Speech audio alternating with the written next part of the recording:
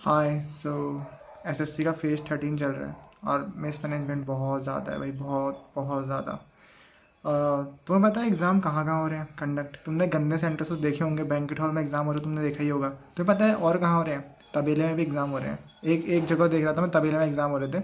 वहाँ भैंसों को बाहर बांध दिया और भयंकर उनकी जगह बच्चों को एग्ज़ाम करा दिया टीन शेड के नीचे कंप्यूटर डाल के। तो मिस मैनेजमेंट बहुत ज़्यादा हो रहा है। और पेन तो इतनी छोटी सी है भाई, जिसके हाथ बड़े हैं उसके तो हाथ में पेन ही नहीं आएगी, इतनी छोटी सी पेन है। और शीट इतनी गंदी शीट मिल रही है ना, उसमें भयंकर तुम लिखोगे तो शीट ही फट जाएगी, इतनी गंदी सी पीछे छप जा रहा है उसके। तो इतने और सबसे बड़ी चीज़ तो बात रही उसकी फैसिलिटीज़ की।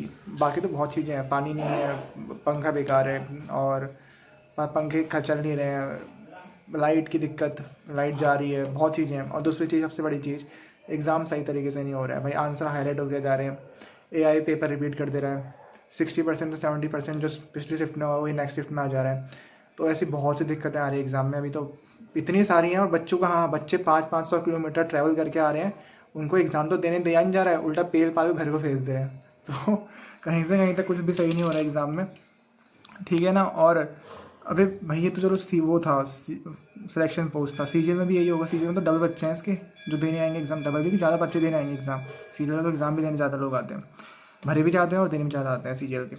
और सीएचएसएल के साइड से उससे भी ना, उससे ज़्यादा नहीं आएंगे क्योंकि वैकेंसीज कम थी, बट जो भी है काफ़ी आएंगे। तो भैया तो कोई सेंस नहीं बनता सीजीएल देने का। जिसने मेहनत कर रखी है रिपीटर्स है भाई, तुम खाली कर रहे हो, तुम खाली मेहनत कर रहे हो।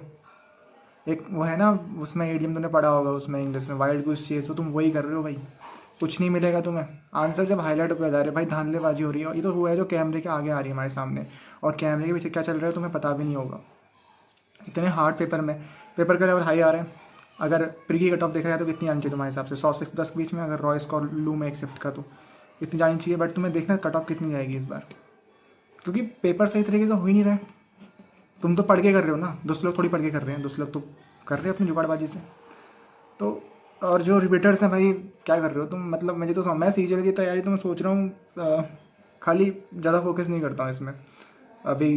अगर मैं मानता हूँ तुम रिपीटर्स हो तो तुमने कोई और फॉर्म भी भरा ही होगा इस बार। अगर तुम्हारी एज मेरी तरह निकलते आ रही है भाई, मैंने अपनी लाइफ आधी बर्बाद कर दी और तुमने भी कर दी होगी, जिसने जिसकी ये 24, 23, 24, 25 हो गई है। तो तुमने और भी कोई भरे होंगे। जैसे फॉर एग्जांपल अभी मेरा आईपीएस के एग्ज़ाम्स हैं। आईपीएस के दो आ रखे हैं वैसे, क्लर्क और पीओ। भर लेना भाई, जो जो जिसने जिसका हो चुका है, 1-2 साल हो चुके हैं, भर लेना, मत छोड़ना। अभी एसबीआई उसका आईपीएस क्लर्क आ रखा है। क्यों?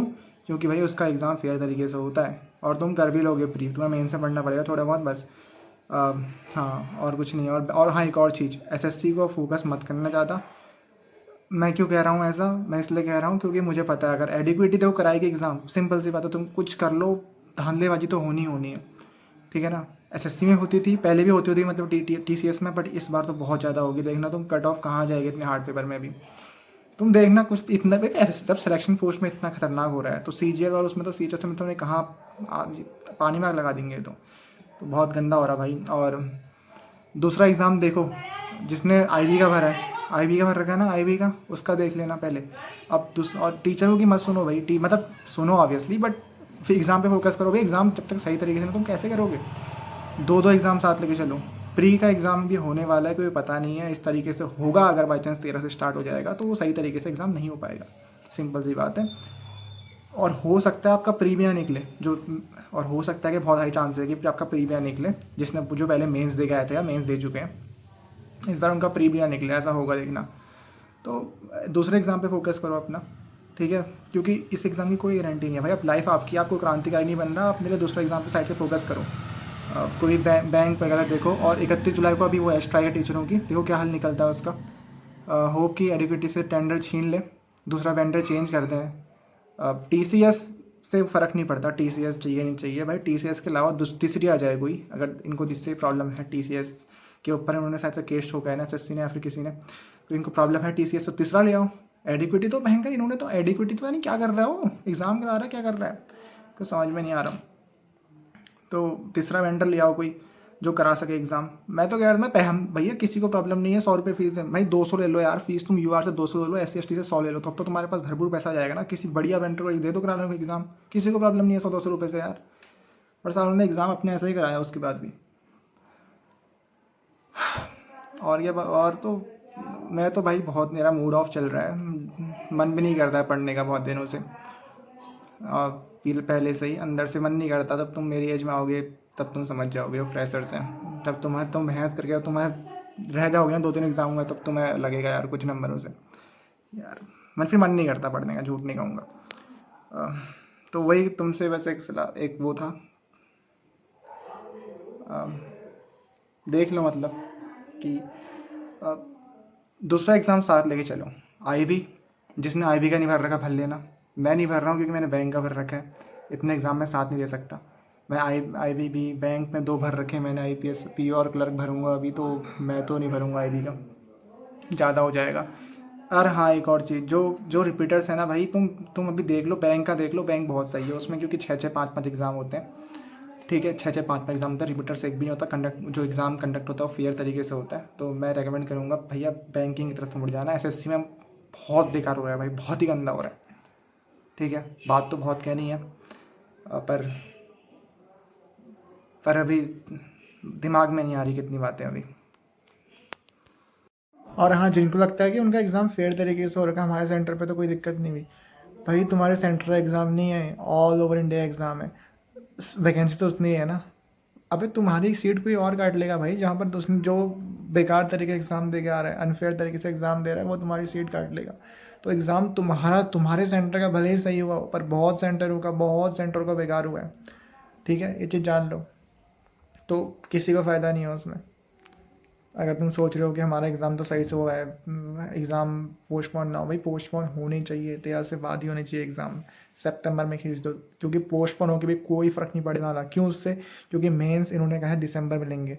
अगर ये प्री को सितंबर या फिर अक्टूबर में भी खिसका देना तो भी काफ़ी टाइम है मेंस के लिए। तो बेसिकली सेम टाइम पे ही ख़त्म होगा एग्ज़ाम, सीजीएल या फिर कोई भी एग्ज़ाम उठाओगे तो तुम, तो इससे कोई डिले नहीं हो रहा एक तरीके से। तो प्री खिसका दो भाई, कुछ भी करो, इसका सॉल्यूशन निकालो। अदरवाइज़ घाटा बताओ उनको होगा, सबको होगा, जिन्होंने जो फेयर तरीके एग्ज़ाम देना है सबको होगा। सिंपल सी बात है। और अगर कोई तैयारी कर रहा है यूपीएस की होगी तो बताना है कितना स्कोर आ रहा है। टेक्स्ट बुक में 55 क्या मतलब 50 मतलब 55 आ जा रहा है टेक्स्ट बुक में। अब वो मॉक के ऊपर डिपेंड करता है। 2 लगाए थे बेसिकली अभी तक, एक में 53 आया, एक में 55 आया। मुझे नहीं पता इस एग्ज़ाम के आना कितना चाहिए, बट आई थिंक 50 के आसपास जा रही है कैटेगरी की कट ऑफ। और बताओ अपनी, तुम्हारी क्या राय है एग्ज़ाम को लेके। पर एक चीज़ तो कंफर्म है, अगर ऐसे एग्ज़ाम होगा ना इस तरीके से, तो भैया इतना फोकस मत करना एसएससी पे, मेरी बात पे यकीन करो।